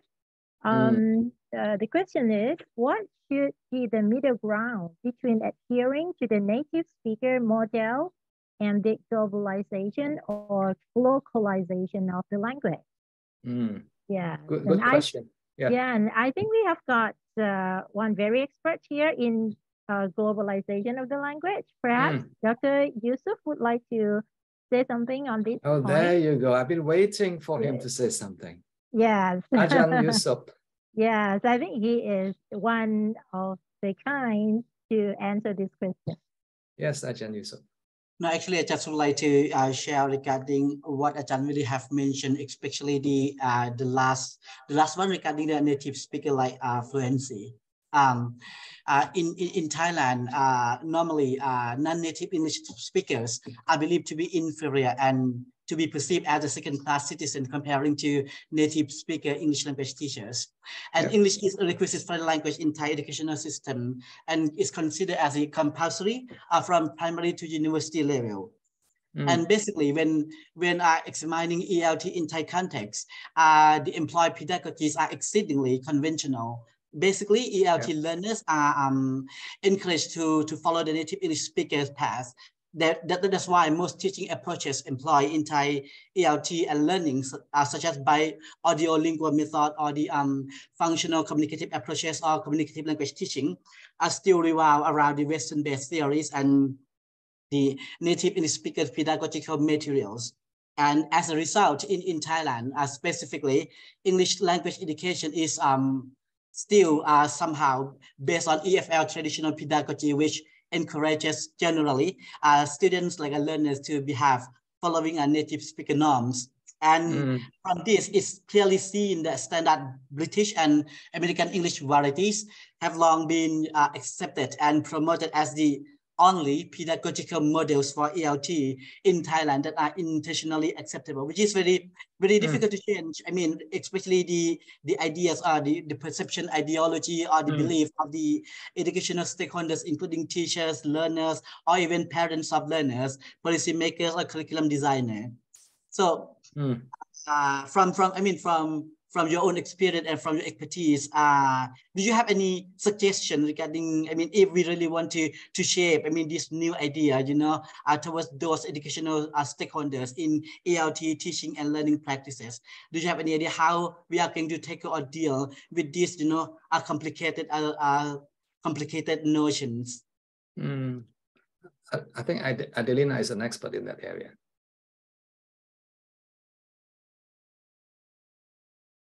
Yes, Adelina. I think that's a big question, Ajahn Yusof, and Adelina is a big person to respond to that question. After Willy, go on. He motioned you. I'll answer after that. Yes, I think there's a growing awareness. The awareness is there. The next step is to translate this awareness into policies, into actions, basically, and that's going to take a while, Ajahn Yusof. But I can see people are more open today compared to like 20 years ago to new ideas, new suggestions that, well, English is now used widely in the world. The number of people who speak English as native speakers is small, is becoming smaller by the day. Just look at China, for example. The number of English users, I don't know how many hundreds of millions people there. And how many people are native speakers? Actually, not that many native speakers of English. Yeah, but I think people are becoming more and more aware that we learn English mainly for utilitarian purposes. We learn English to get a job. And when you do get a job, you know, chances of you meeting a native speaker is very, very small, very tiny. Unless you work in the hospitality, you know, careers, then you get to see people from different parts and also including people from native English-speaking countries. But, you know, if you work in, you know, any multinational companies, chances are your bosses are people from Korea, your bosses are people from Thailand, from Taiwan, from Singapore, and they speak their languages, and there's nothing wrong with that. Yeah, I think there's a growing awareness there. Yeah, I'm quite agree regarding your, regarding what you have just responded. But from my direct experience, that yes, many educational stakeholders they are aware regarding this particular notion, but it doesn't mean they accept. Not yet. Yes. Yeah. So here is a concrete suggestion, Ajahn Yusof. Invite seeing me and Adelina for a road show in Thailand. And we'll go to schools, we'll speak to, you know, stakeholders, but you have to pay for our expenses. So that's the part that is maybe a bit difficult. Just about to say, we are not expensive. I mean, we are happy to do it, you know. Just about to say that we're so close by, Dr. Yusof. That's right. Yes, we can take the train. From this today's panel discussion, we should extend this further because I think you've got very serious concerns that we can actually focus on up from here onwards. I think a different platform maybe. Yes. And we're interested. Yeah, Willy, Maria. Oh, absolutely, yes. Yeah, the first trip is probably to your university so that we can speak to your deans and your presidents. Let's meet up. And yes. Okay, so may I interrupt here and may I invite Mr. Tasser into the floor. He has a question. Oh, Valentin, yes. Where are you from, Valentin? Well, that's related to the whole question of being a native speaker and non-native speaker, and it's a personal journey I have taken since I started teaching English. Originally, I'm from Bulgaria, but I'm employed in Korea as a South African, and in Thailand, I was employed as a South African. I was being perceived as a Bulgarian in my classroom by my students. Okay. At the end, I was being appreciated for my talent as a Bulgarian teacher of English. So it's a language journey that I have taken, and this is what my research is about. And I have read a lot, and thanks to everyone for their comments. And I think that there has been a lot of research done on the subject. At the same time, there is so much gap between, like we said, theory and practice. And absolutely, even Professor Lee, like for example, I have a friend who wants to go to Thailand and to Taiwan, and I believe he's a very competent English teacher. But of course, they ask about nationality. So I think when it comes to hiring practices, there is lots of discrimination, and there is this big gap between theory and what basically the reality is. And I think I was lucky to have taught at Assumption University of Thailand, and because it was like our small world, and it was very international. And even though at the beginning students didn't know about the nationalities of teachers, at the end, due to their informed knowledge about different teachers' nationalities, ideologies, epistemological beliefs about teaching, they could actually tell what their talents were. And this is what basically my research comes down to. I'm comparing Thai, Chinese, and Korean students in terms of their preferences for native and non-native English teachers. And that's interesting. And I'm just finishing with the Thai students, and basically it's very interesting that they have very, very well-defined preferences, and their preferences have been informed by their exposure to those teachers. True. But again, we don't have that exposure at many other universities, and not many teachers were given chance to basically get access to that world of English teaching and to give students the voice that they need. Yeah, interesting research that you're doing. Actually, Valentin, I am currently examining a PhD thesis on that exact topic. It's a big study from New Zealand. And the researcher actually is looking at the students' and teachers' perception about what is considered an effective language teachers, whether they are native or non-native. So something along the line that you are investigating. It's very qualitative, so I didn't want to really compare numbers. I wanted to find out how students identified the identities of those teachers, which was also very difficult. Sometimes they can tell, sometimes they cannot, but my students could tell me, oh, I liked you when you didn't smile, and I liked you when you made different jokes. So this made me think, okay, who was I in the classroom? You know. Interesting. Yeah, qualitative study is the way to go today. Although Maria Hidayati is very quantitative in her approach to research. No, I'm a mixed method. Oh, she is a mixed methods person. Yes, very good. Any last observations from the audience? We do have another question here, Prof. Yeah. From Mr. Regena. Can you tell them to speak up instead of reading the question? Yes, perhaps. If the person is here? Yep. I'm not sure whether Mr. Regena, are you here? Where are you? John Regena. He said it's a philosophical question. Yes. Okay. So there he is. Now I can see the person. Now I can see the man. I had to switch devices. I didn't have a camera on my computer. But you're from NTUST. Yes, Professor Lee. Yes. Okay. Yeah. So my question is a little bit more philosophical.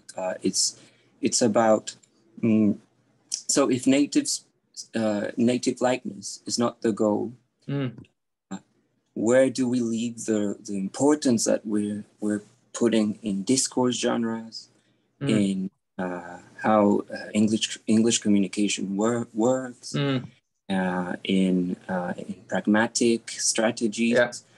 All of those things are really based on based on native speakers as models, and speakers as the definition of what English is. Like English is the way it's used by English speakers. So what is the role of pragmatics, discrete genres, etc., if native likeness is not the goal? Good. Yeah, good question. Where are you from, Don? Originally?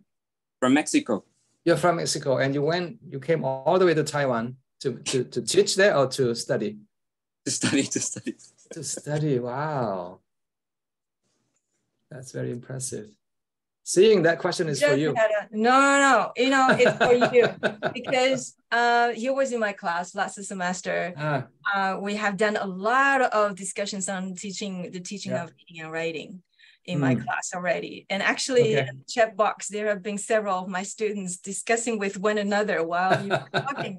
Several questions were raised by my questions by my students. So you ladies and you especially really have to answer them. Yes. Maybe I can start just a quick, very small, quick question answer to your question, and then Adelina can perhaps add things. Don, about 50 years ago, or maybe even before that, the point of reference when people did language studies, discourse analysis, whatever, pragmatic analysis, the point of reference was native speaker language. That was true back then, 50 years ago, 60 years ago. Yeah. But subsequent to that, the English language has developed so quickly that now we have no choice, but we have to redefine our understanding of what English is, who the users are, who the speakers are, who the users are, and what the language is for, actually.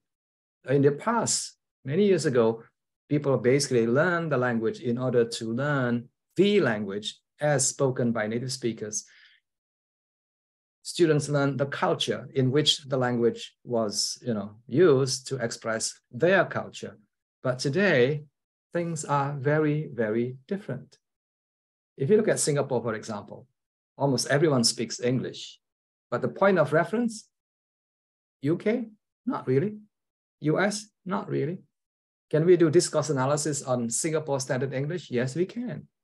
Can we do discourse analysis on Philippines English, for example, Filipino English? There's a lot of studies there, actually. The answer is yes, we can. Is it okay? The answer is yes, it is okay. There's nothing wrong with that. You can do a full range of studies, discourse studies, pragmatic analysis on how communication is done between doctors and patients in Singapore, in the Philippines, or in many other situations.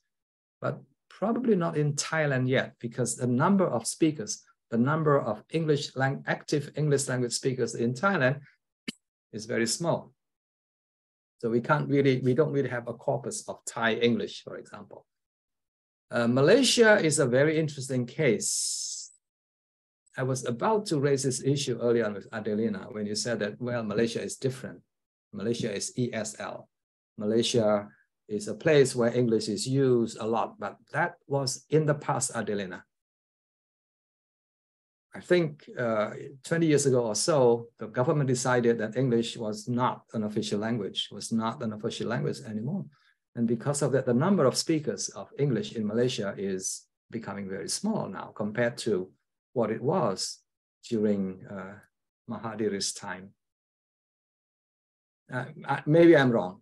I'm not from Malaysia. I'm from Singapore. But in Singapore, you can see very clearly that the moment the government decided that English is one of the official languages in Singapore, and de facto, it's the language of business communication, it's the language of schooling, then it is very clear that everyone will have to learn that language, that English.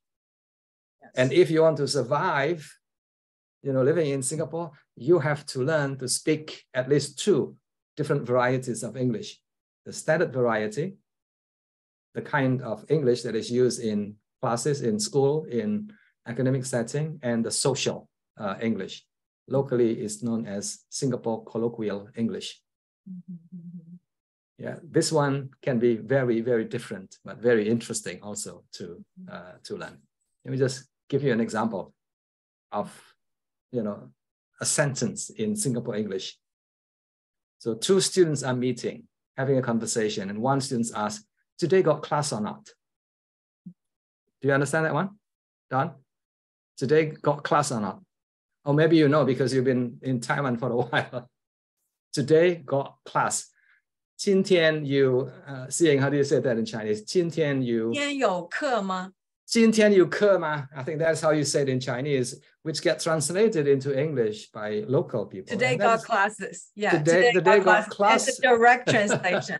Very Yes. direct translation. Yeah. Very direct, and it's how people communicate on a social basis.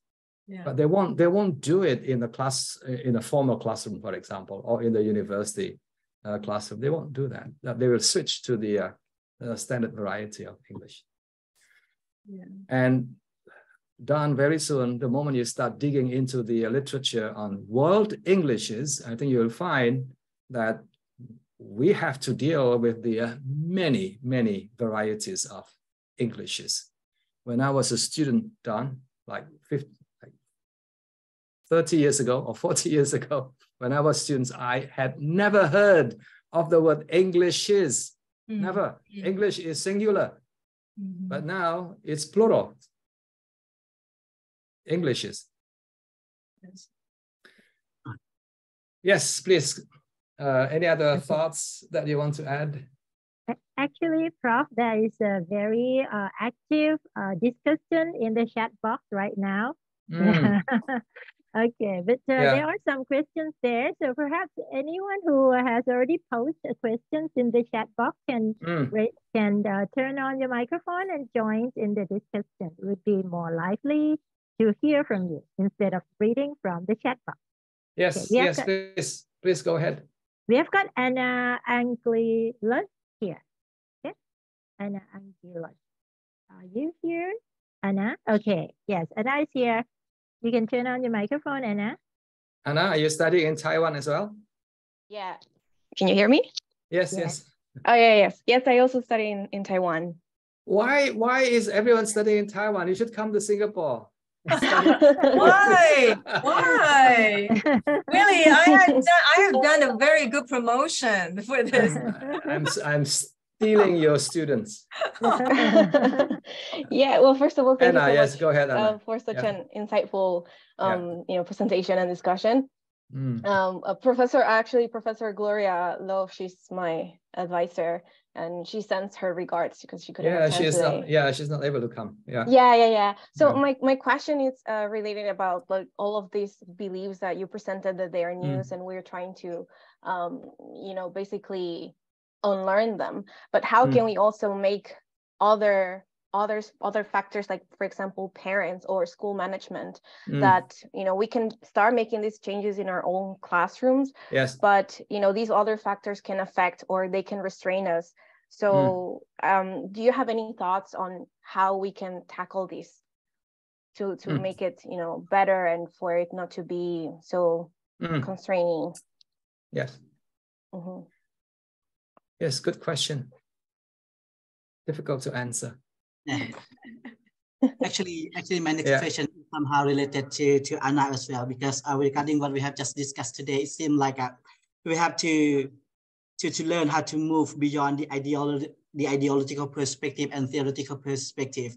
And as Ajahn Willy has just mentioned, English nowadays become Englishes, like I just mentioned, or global Englishes, for example. So which is a kind of socio-linguistic paradigm, which is established to simultaneously diminish geographic and linguistic boundaries of English, reduce its diversity gaps, and acknowledge its diversity and dynamics, for example.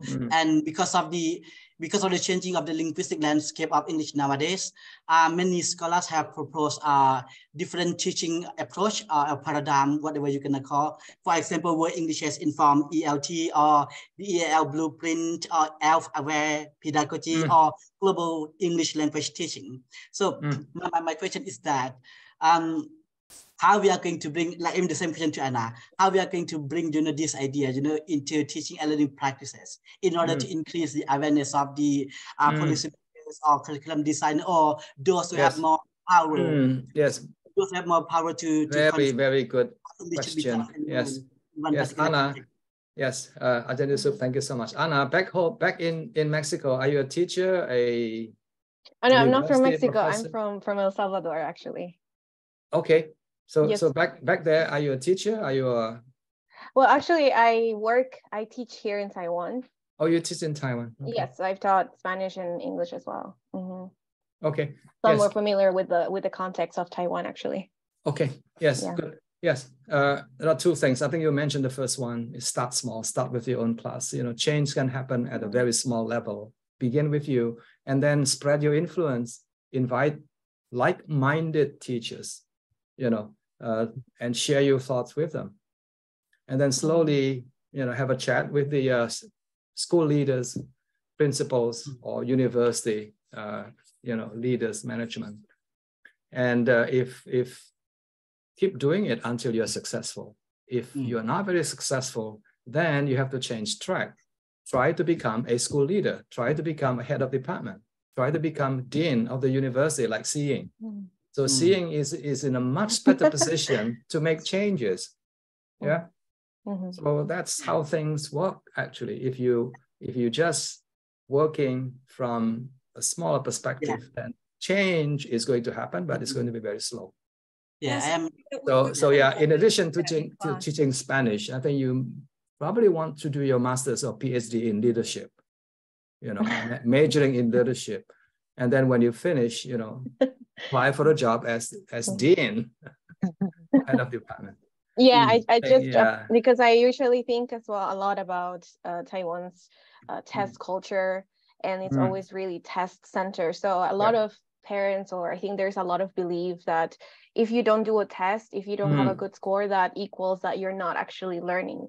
So that's true. Yeah, I think it's a really hard. Of course, it will take a long time to change. It's just you know, if there's any other techniques that could be done. There's no other technique. You can invite the parents and have a chat with them, have a pizza party, and then tell them stories about, you know, how things must change, because doing well in school today is not enough. Yeah, I think we need students who are school smart, also street smart.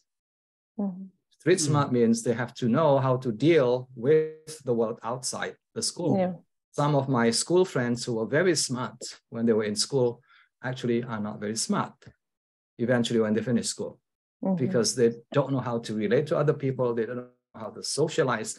Their social skill is very poor and things like that. So yes, being school smart is okay, but I think more important than that is being street smart. And being street smart includes, you know, knowing how to access information, learn on their own, develop their own habit of learning from what is available out there. Yeah, I think you need to keep telling people that we don't own knowledge anymore. Knowledge doesn't belong to us. Knowledge does not belong to our school, but knowledge is out there in the internet. I think that is something that we need to become more aware of.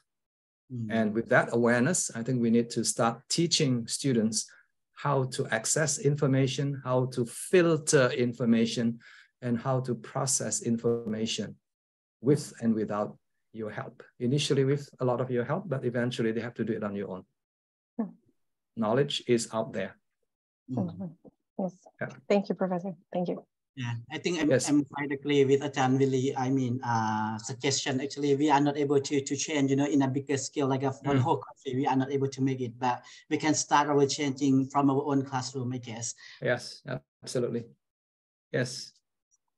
So Anna, muchas gracias. Is that how you say it in Spanish? Yeah, that was perfect. Yes, muchas gracias. Yes, muchas gracias. Yes. Thank you. How good is your Spanish? Very good. Your Spanish? Your Spanish. Oh, my Spanish. It's native. Okay. Yes. So I think it's Just checking. So, yes, Prof, regarding the teaching of grammar, because you mentioned about the teaching of grammar, and when we talk about world Englishes, and we have got, I think, a very interesting question here from Mr. Valentin. One more time. here. Would you like to join and ask a question yourself, Mr. Valentin, about regarding the point that you made about grammar teaching? Yeah. Actually, regarding grammar teaching, I have very fixed opinions, and even back in Thailand, I used to come across different teachers, you know, more left wing or right wing. What I mean, some of them were more conservative, some of them were more liberal. Yeah. Like one teacher would say, "Oh, I teach students the form. I don't care if they speak to native speakers. They need to do well in the tests." Some other teachers are on the other extreme. They say, "Well, I teach the context. I don't care if students know if it's present simple or present continuous."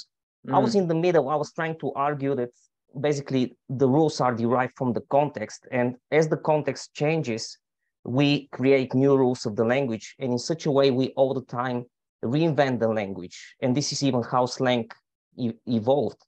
And that's what I'm always trying to teach the students, and even I show them how by breaking the rules we are actually inventing a new language. And sometimes I go deep into Latin and the history of English to illustrate to them how English has changed.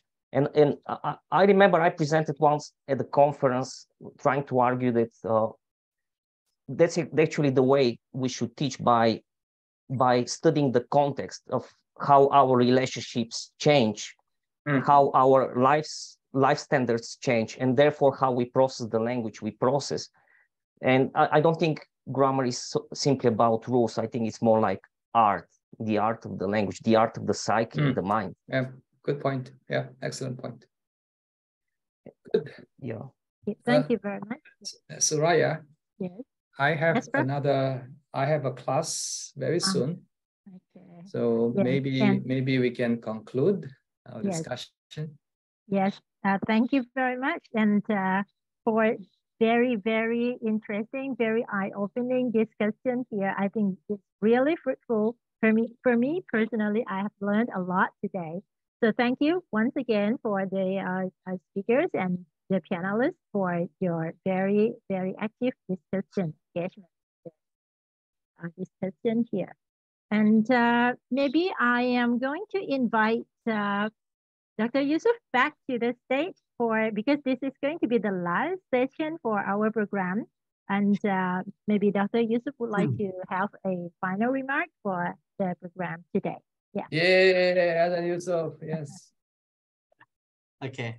Actually, before closing remarks, I would like everyone to complete the evaluation form in the chat box first. And there are two links actually. The first one is evaluation form, and another one is for your certificate. So everyone, please complete that form, which is going to be very useful for us for our next event in the future. And the again, so thank you on the invited speaker for sharing and contributing your experience and knowledge regarding the faulty belief regarding ELT and learning practices. It is such a great session today with lots of thought-provoking idea that we as the wait a moment, okay. That we as the English teachers and educators need to aware in order to consider as a qualified English teacher in this era. And as today is the last session for our Open Mobility Program, on behalf of the team responsible for the program over the past 2 years, I am thrilled to announce that we have successfully conducted a total of 38 virtual seminars. Specifically, we hosted 24 sessions in 2021 and followed by 14 sessions in 2022. And in these seminars, internationally acclaimed scholars in the field of English language and English language teaching from several renowned educational institutions were invited to share their knowledge and experiences with interested participants from diverse countries. As today marks the final virtual seminar of the program, we, the organizer, would like to express our sincere gratitude to the following parties. First of all, the renowned scholars from several countries who accepted our invitation and graciously share their knowledge and experiences with our participants, and more than 15,000 registrants from over 150 countries across the globe. the moderators from various educational institutions who worked tirelessly to make the event a success and created a colorful and engaging atmosphere.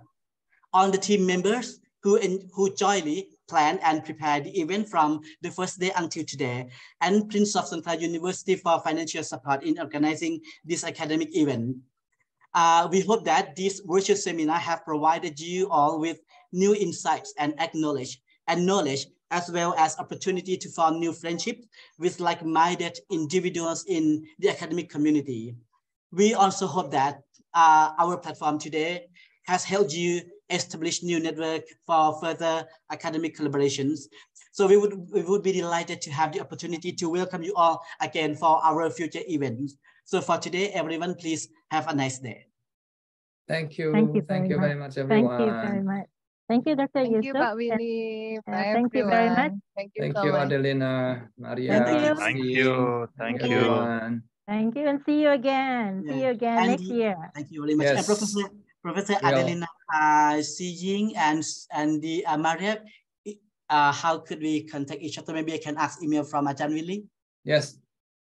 Okay. Yes, and invite all four of us I will invite you all as a pack. I will invite you all as a team. Thank you. Yes, also the whole country in forward Thailand, to from the south to the north, from the east to the west. Yes. Lunch provided, dinners on you. Provided. Yes. Thank you. See you guys. Bye, everyone. Thank you, everyone. Thank you very much. Thank you very much. Hope to see you again. Yes. See you again. We will provide us more funding next year to run the sessions. Yeah. Bye. Thank you. Thank you very much, Ajahn Willy, again. Bye-bye. Assalamualaikum. Waalaikumsalam. Thank you for all. Thank you, Prof. Thank you very much. Thank you. Thank you, Ajahn Surya, for the team. For your role as the moderator today. You're very welcome. You're very welcome. See you this evening, okay? During break in the fast, and then we can discuss more, okay?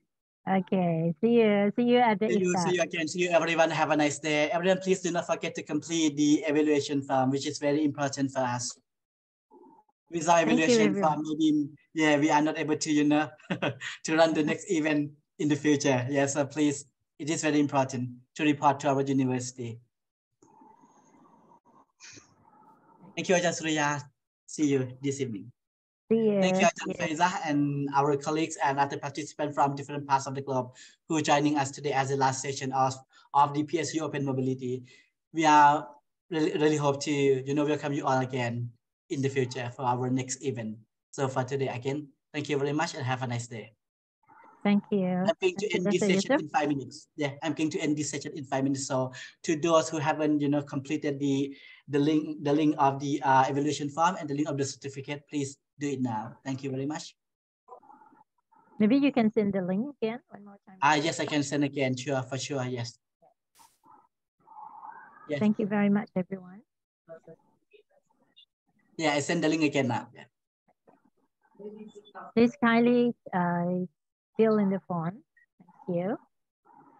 Thank you. Thank you, Elian. Thank you. Thank you.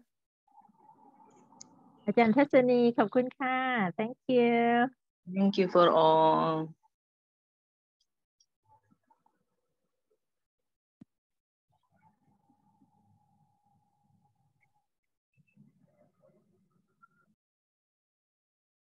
Thank you very much. Thank you อาจารย์จันยาค่ะอาจารย์จริยาค่ะขอบคุณค่ะ